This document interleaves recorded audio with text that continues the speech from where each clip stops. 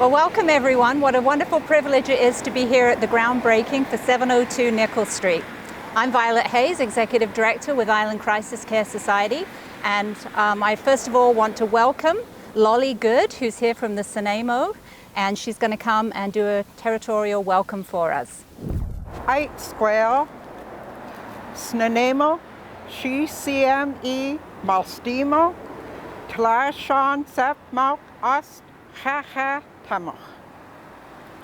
Ait na squalawan, Quanis E, Quanitamat, Atanaquel. Good day, Chief Mike Wise and Council.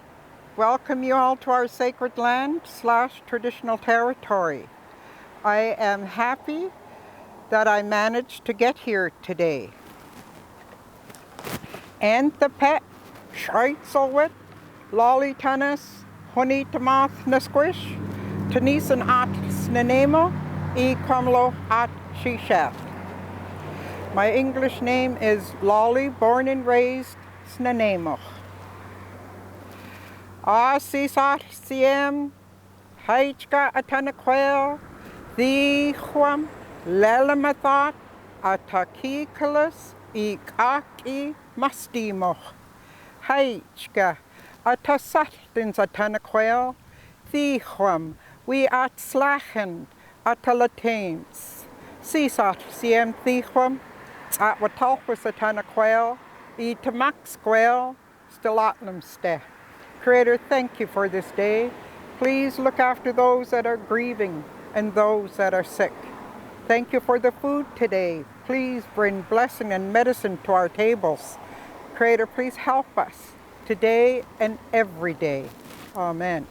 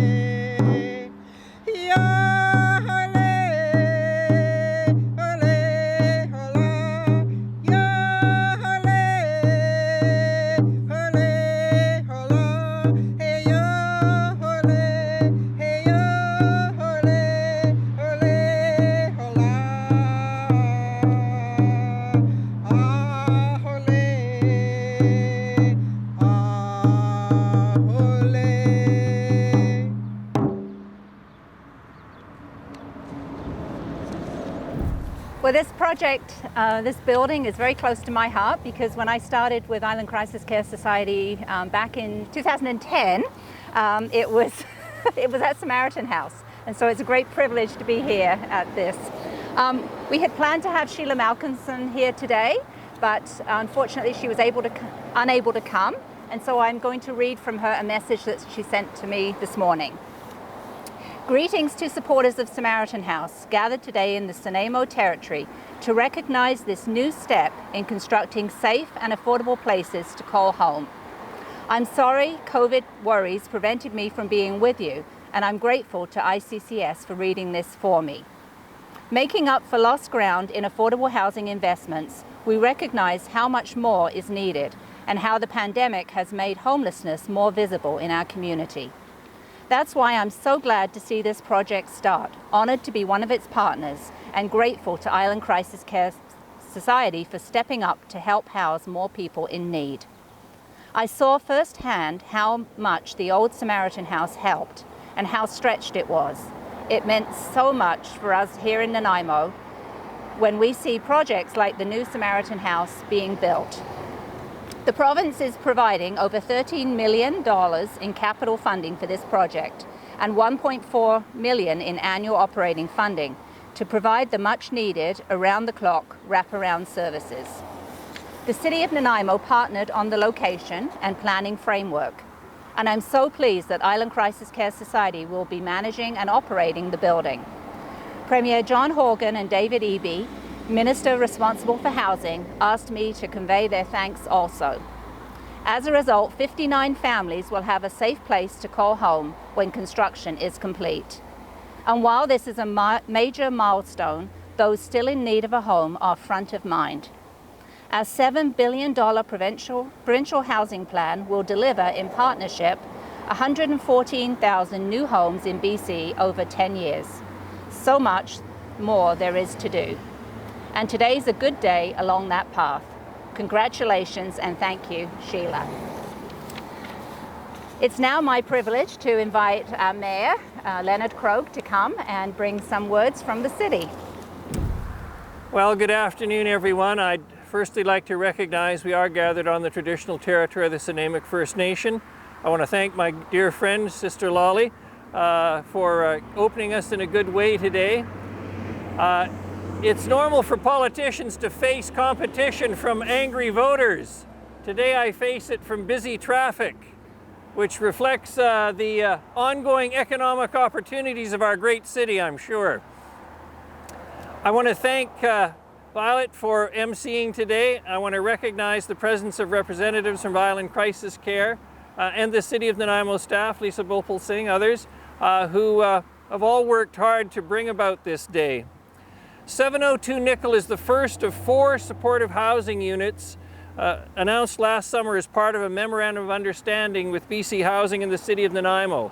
It includes 190 units of supportive housing and an additional 125 supported affordable housing units. 702 will be owned by BC Housing, but operated by Island Crisis Care, who've stepped up to the plate when called upon.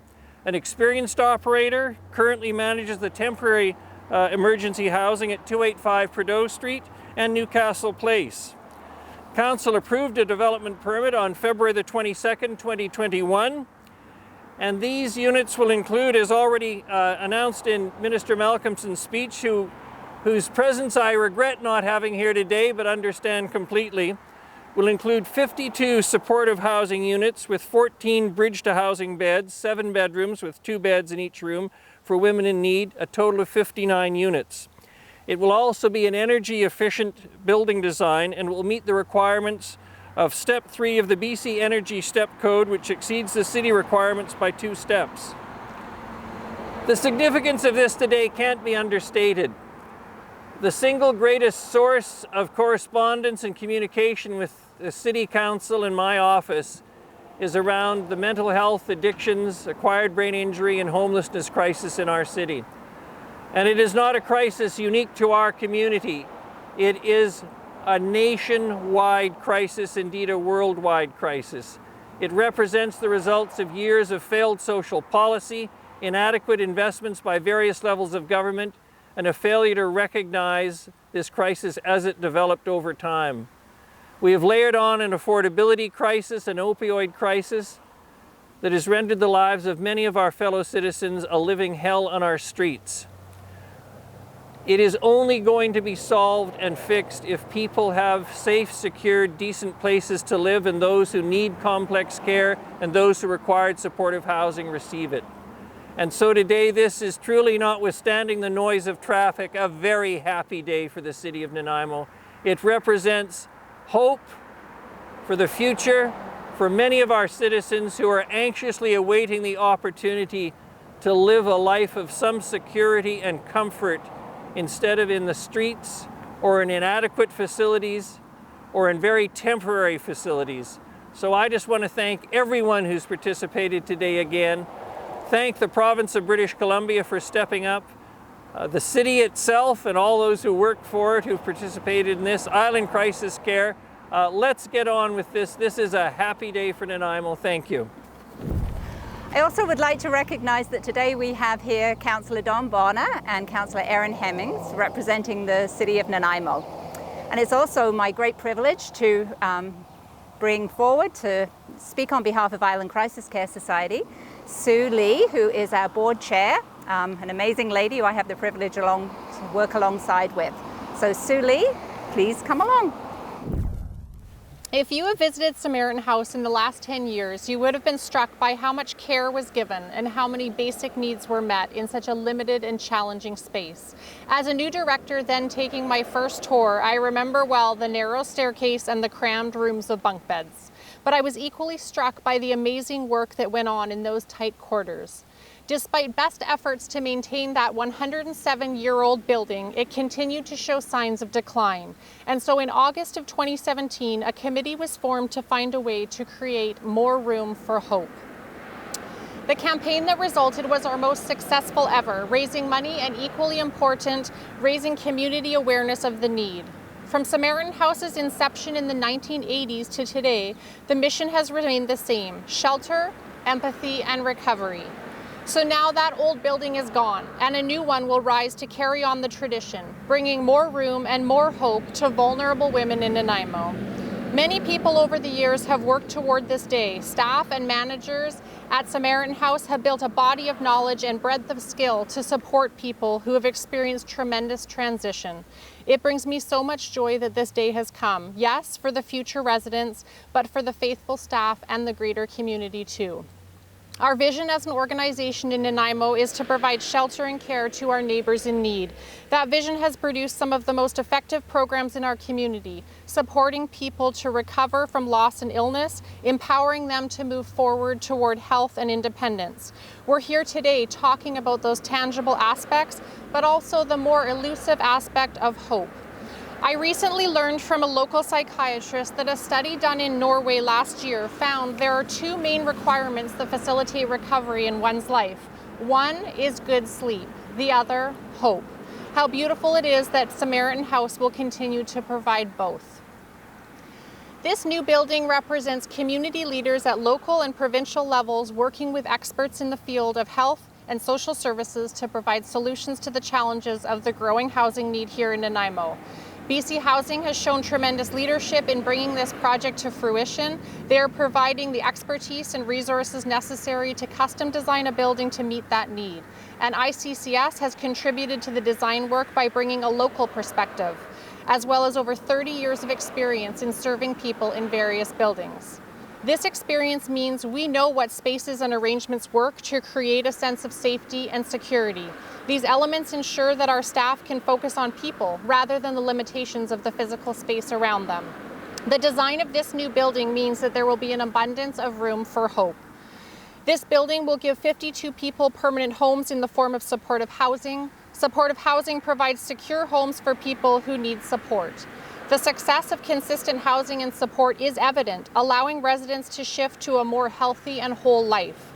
With their housing needs met, residents can move from surviving to thriving, from struggle to stability, from isolation to community, and from having to cope to being able to hope.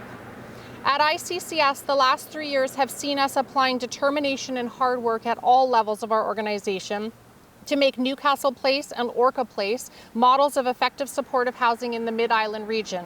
We commit to applying the same effort and thoughtfulness to this newest endeavor. In addition, the new Samaritan House will offer space for a vulnerable group of women who are at risk of harm and violence. Bridge to Housing programming will be a dedicated space of 14 with beds, showers, meals, safety, and caring staff. The very same staff who have been providing these essentials at Samaritan House so effectively for so many years.